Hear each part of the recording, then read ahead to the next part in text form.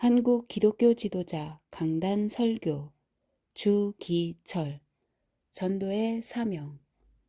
오늘날 신자의 배가 운동을 부르짖는 이때에 무엇보다도 전도가 제일 필요하다는 것은 누구나 다 아는 사실입니다.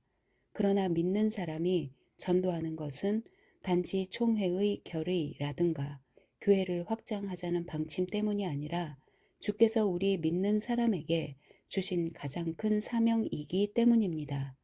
예수께서 승천하시기 전에 제자들에게 마지막으로 부탁하시기를 너희는 온 천하에 다니며 만인에게 복음을 전파하라.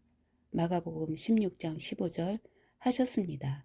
제자들에게 하신 분부는 또한 그 전도를 듣고 믿은 우리에게도 분부하신 것이니 우리의 사명이라 하겠습니다.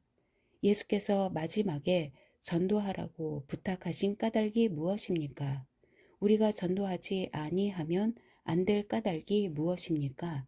이제 이것을 생각해 봅시다. 사람이 복음을 듣지 못하여 천국의 복락을 누리지 못하고 무서운 지옥의 생활을 할 것을 생각하면 전도하지 아니할 수 없습니다. 요한계시록에 천국의 복락이 여러 가지 모양으로 기록되었거니와 우리가 삼복더위에 땀을 흘리면서 무거운 짐을 등에 지고 험한 고개에 올라간다고 합시다. 주먹 같은 땀을 흘리면서 허덕허덕 마지막 고개에 다다라서 서늘한 바람을 맞는 것처럼 기쁘고 상쾌한 일이 없습니다. 우리가 세상을 살아가는 것도 꼭 이와 같습니다. 우리 인생이 만일 험한 고개를 올라가는 것 같은 고생만 있고 마지막 시원한 일이 없다면 어찌 하겠습니까? 얼마나 기가 막힐 일입니까? 인간의 고초를 다 지낸 다음 낙원에 들어가서 주님이 나를 영접하고 천만 성도와 천사들이 둘러서서 같이 영접하여 노래와 기쁨으로 하나님을 영화롭게 하는 것이 얼마나 기쁜 일입니까? 세상에서 믿는 우리들의 기쁨은 천당 복락의 그림자요. 우리들의 고통은 지옥의 그림자입니다. 참말 우리가 구원을 얻지 못하여 천국에서 주님의 얼굴을 볼 수 없고 영원한 고통을 당하는 지옥에 이른다면 우리의 슬픔과 고통은 무엇으로도 헤아릴 수 없을 것입니다.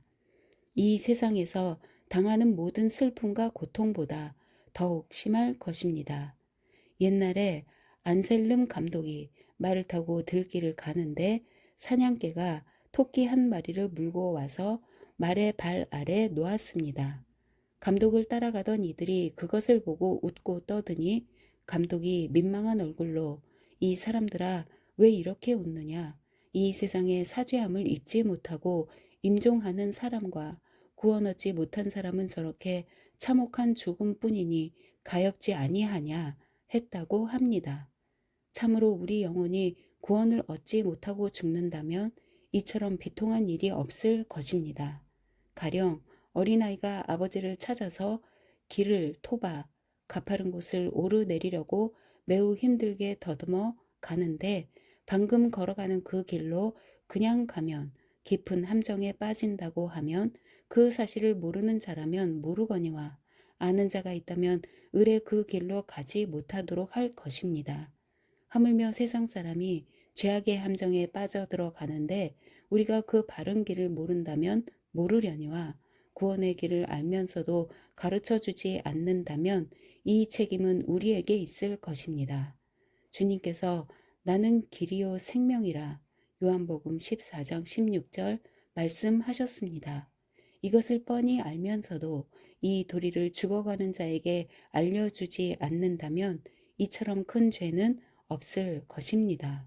여러분들 돈이 있으면서 굶어 죽는 일을 도와주지 않는다면 이 얼마나 잔인한 일입니까? 이보다 영혼이 굶어 죽는 것을 보고서도 도와주지 않는다면 이처럼 잔인한 사람은 없을 것입니다. 여러분은 이 잔인한 자가 되지 않을 줄 압니다. 우상 숭배의 가증함과 미련함을 보고 전도하지 아니할 수 없습니다. 전도는 주님의 엄한 명령이요 간곡한 부탁입니다. 예수님은 복음 전파하느라 밥을 잡수실 겨를도 없었습니다. 너희는 모여서 성신을 받아서 천하 만방에 가서 나의 복음을 전파하라고 했습니다. 신자가 자기만 성경책을 끼고 다니면서 남에게 전도하지 않는다면 주의 부탁을 저버리는 죄인이 될 것입니다. 우리를 파수꾼이라고 하셨습니다.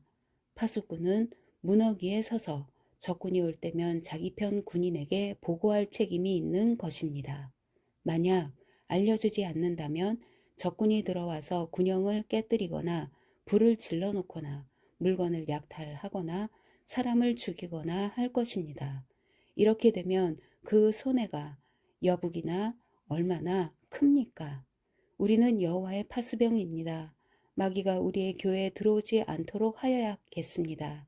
어떤 사람이 여리고로 나가려다가 불안당을 만나서 죽을 뻔한 것도 그 당시 사람의 마음이 잔인함을 증거하는 표시입니다.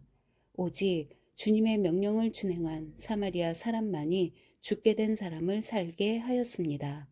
이 아름다운 행동이 주님의 참된 복음을 전파함인 줄 여러분은 알아야겠습니다. 전도는 하나님의 나라가 임하는 유일한 방도입니다.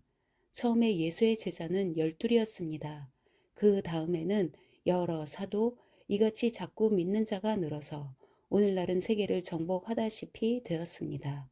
참으로 복음만 이 세상을 정복하는 것입니다.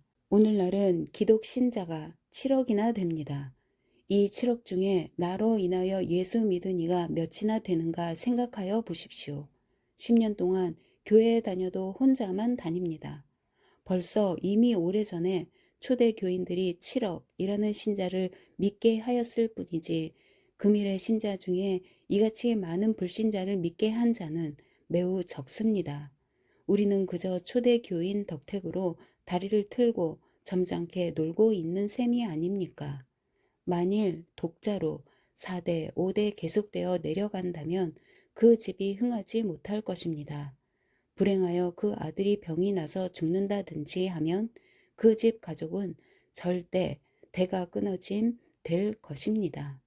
우리 교회도 전도하지 않고 현상 유지에만 급급하다가 불행하여 교회에 문제가 일어난다든지 낙심하게 될 때는 두말할 것 없이 교회는 마른 나무처럼 뾰족하여지고 마는 것입니다. 바울이 전도함으로 복음을 유럽, 아시아까지 전파하였고 베드로가 하루에 3,000명씩 회개시켰고 조선에서는 김익두 목사 같은 분이 서백리아, 시베리아와 만주, 조선은 제주도부터 두만 강변까지 다니면서 복음을 전파했고 무디 선생 같은 분도 몸을 바쳐 전도함으로 많은 신자를 얻게 된 것입니다. 참으로 우리는 이들 덕분에 그저 놀고 먹는 셈입니다. 지금 조선 사회에서 할 일이 무엇입니까? 복음 전파, 전도 이것뿐입니다. 무엇보다 귀하고 급한 일입니다. 날마다 술 먹는 자들이 멸망 가운데 빠져 들어가는데 우리는 이것을 보고 못 본 채 하고 다른 일 할 것이 무엇입니까? 50년 내에 이만큼 신자가 증가했다면 앞으로 50년 동안에도 우리는 그 같은 성과를 내어야 할 것 아닙니까? 내 이웃을 믿게 하지 않고는 천당에서 상을 받을 수 없습니다. 공산당들은 동지를 얻기 위해 생명을 내어 걸고 발분, 망식, 끼니까지도 잊을 정도로 어떤 일에 열중하여 노력하는데 우리 믿는 자들은 그렇게 합니까? 더욱 많은 신자를 얻기 위하여 많은 힘을 쓰시기 바라는 바입니다. 출처 세 사람 제3호 1937년 3월